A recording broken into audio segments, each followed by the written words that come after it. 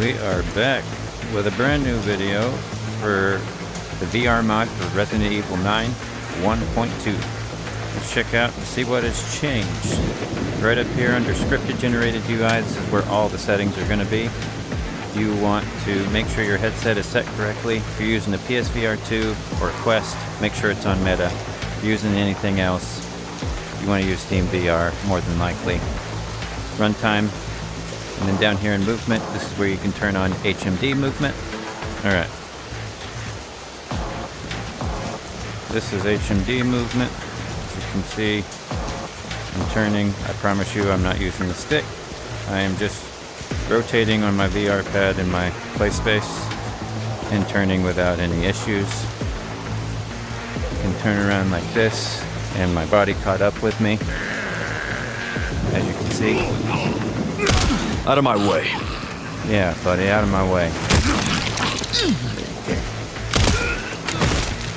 There's also a little Easter egg in the game that Tailman put in that I think is hilarious. And before I forget, I just want to show that real quick. If you long press X on the Oculus controller or A on an index controller, lucky day, and you press up, down, left, or right on the right analog stick, if I can speak, sorry.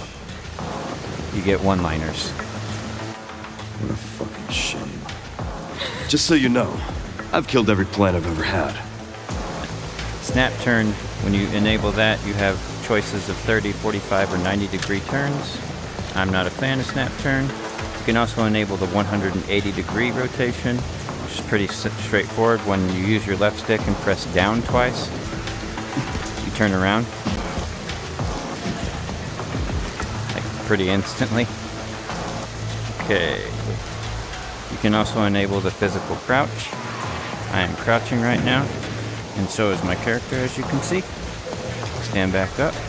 Now there is a little bit of an animation to the character, so it feels just a little bit weird, almost like you go over a small hill before you actually crouch. So beware if you suffer from motion sickness. There's that. Holsters are already enabled. You have one on your right hip. You'll feel a little bit of vibration in the controller. You can adjust that also in here. You can enable it or disable it, but you can also adjust, can't really see that very well. You can also adjust the trigger distance, so how far out from your hip. You see right now I'm feeling rumble, so when I press the grip, now I've got the pistol in my hand, put it back down there, feel the rumble. No pistol. Okay? Alright, so you also have one on your left chest and your right shoulder for rifles. Okay, now that we've covered holsters, let's go down here. Okay, we have a lot of manual reloading. You can enable it for pistols, SMGs, shotguns. You can even, looks like you can adjust the ratio for shotgun shells. Manual reloading for the revolvers, the rifle, pump action.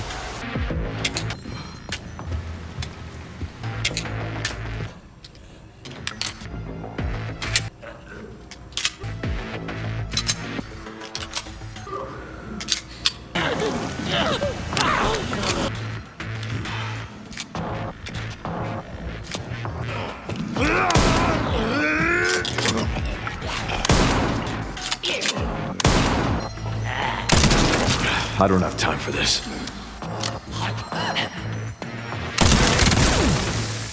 We also have the ability to enable arm parry, so if you hold your left arm up at the right time like you would in a normal parry, you'll actually parry their attack instead of actually having to hold the left grip and use the axe or a knife or whatever, depending on who you're playing as.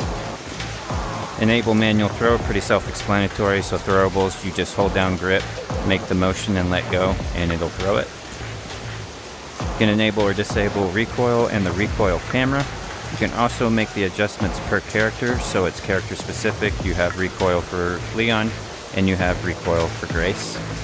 And then down here you also have your crosshair options where you can disable them entirely, or you can enable the dot, choose your color. So we've done that. And then down here at the very bottom, this is where you can enable hands only if you don't like the full body IK. For whatever reason, that's totally up to you. You can disable it by just going hands only down here.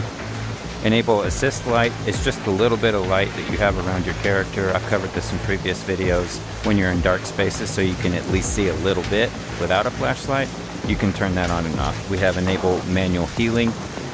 You get a healing item. You hold down the right trigger and then press A. It'll appear in your hand, and then you can jam it in your chest or in your left arm. All out now. When two-handing rifles, you can move them all around, including shooting around corners.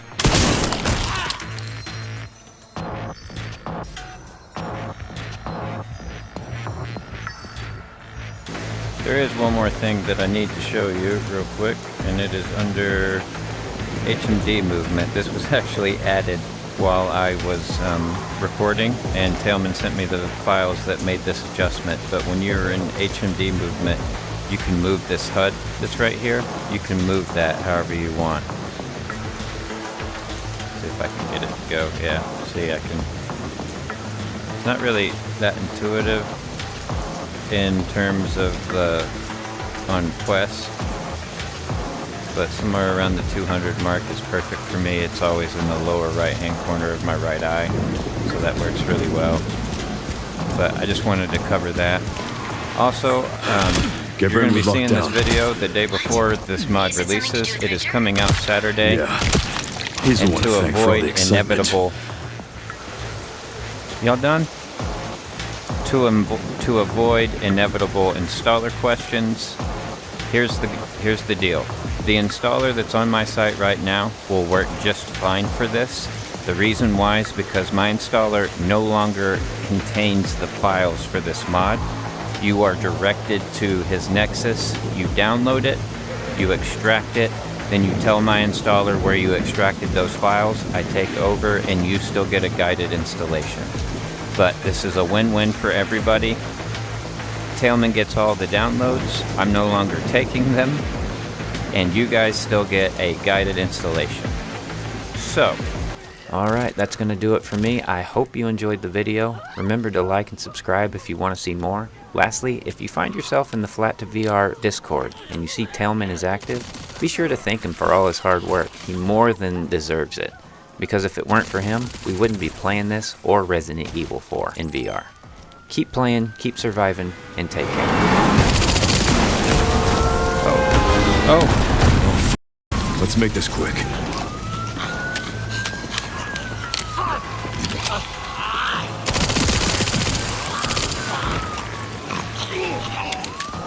Ugh!